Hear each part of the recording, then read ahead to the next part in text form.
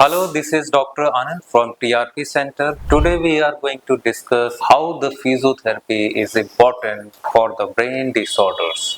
Physiotherapy कितनी important है brain disorders पर। देखिए, ब्रेन डिसऑर्डर्स की लिस्ट बहुत लंबी है, बट अगर फिजियोथेरेपी पॉइंट ऑफ व्यू से देखा जाए तो जनरली इसमें जो हम काम करते हैं वो मोटर एरिया पे करते हैं। मोटर एरिया का मतलब सिर्फ चलना फिरना नहीं, that is a calculations also. Joint किस हिसाब से मूव करता है, कितनी पावर चाहिए एक कप को पकड़ने में, ये सारा कुछ फिजियोथेरेपी के अंडर ही आता है।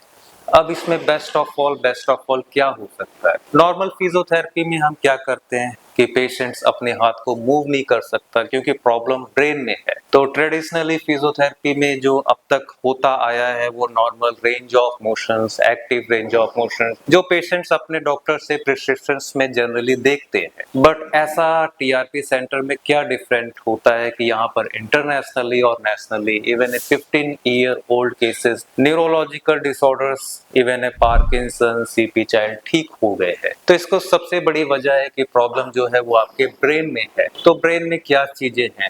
Brain needs a frequency. हम ब्रेन को एक्टिवेट करते हैं, उस एक्टिवेशन से क्या होता है कि आपको एक फ्रीक्वेंसी चाहिए हाथों को चलाने के लिए। तो आपका जो मोटर एरिया है, कैलकुलेशंस एरिया है, जब वो हाथों और पैरों को जब मिलता है तो होता क्या है कि जो पेशेंट्स के जो हाथ और पैर हैं वो ऑटोमेटिकली स्टार्ट हो जाते हैं। ब्रेन के पास अपना प्री प्रोग्राम्ड मेमोरी पहले से इनबिल्ट है, यानी आपके ब्रेन को पहले ही पता है कि कैसे चलना है, कैसे उठना है, कैसे बैठना है। आप सब कुछ जानते हैं, आप उठना बैठना सब कुछ जानते हैं। इसे कोई सिखाने वाली चीज नहीं है। बात है कि इसको दोबारा से रीगेन, दोबारा से कनेक्शंस कैसे अचीव किया जाए। अब इस कनेक्शंस के लिए हमें करना क्या होता है? इस कनेक्शंस के लिए हमें एटलीस्ट 45 मिनट्स का सेशन चाहिए होता है with additional of the advance rehabilitations. कोई वो रिहैबिलिटेशंस ऐसा नहीं होता कि हॉस्पिटल से चार्ट मिल गया, किसी फिजियोथेरेपिस्ट ने चार्ट दे दिया या आपने इंटरनेट से सीख लिया। न्यूरो रिहैबिलिटेशंस बिल्कुल कॉन्सेप्ट अलग है, that is with the ADL activity. मतलब जो आप पहले से कर रहे थे, कप उठाना,